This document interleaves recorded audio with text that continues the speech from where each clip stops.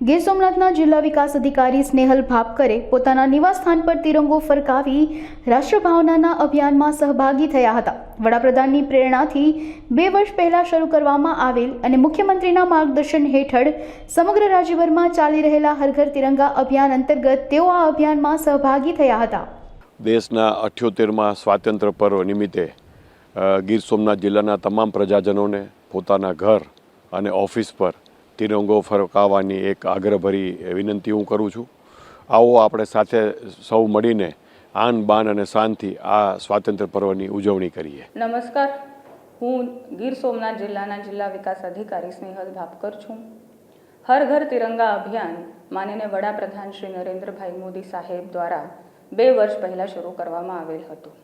આ વર્ષે પણ સમગ્ર દેશમાં અને ગુજરાત રાજ્યમાં માનનીય મુખ્યમંત્રી શ્રી ભૂપેન્દ્રભાઈ પટેલ સાહેબના માર્ગદર્શન હેઠળ આ અભિયાન અભૂતપૂર્વ રીતે યોજવામાં આવી રહેલ છે.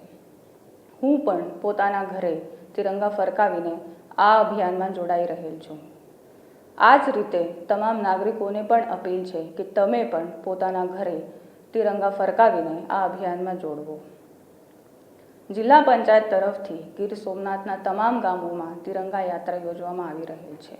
જિલ્લા વિકાસ અધિકારી તરીકે હું તમામ ગામજનોને અપીલ કરું છું કે તમે પણ આ તિરંગા યાત્રામાં જોડવો. આપણા જિલ્લાના વેરાવળ શહેર ખાતે 14મી ઓગસ્ટના દિવસે ટાવર ચોકથી સોમનાથ સંસ્કૃત યુનિવર્સિટી સુધી તિરંગા યાત્રા યોજવામાં આવી રહેનાર છે. આ યાત્રામાં પણ તમામ નાગરિકોને જોડવા માટે જિલ્લા વહીવટી તંત્ર તરફથી હું આમંત્રણ પાઠવું છું. જય હિન્દ, જય ભારત.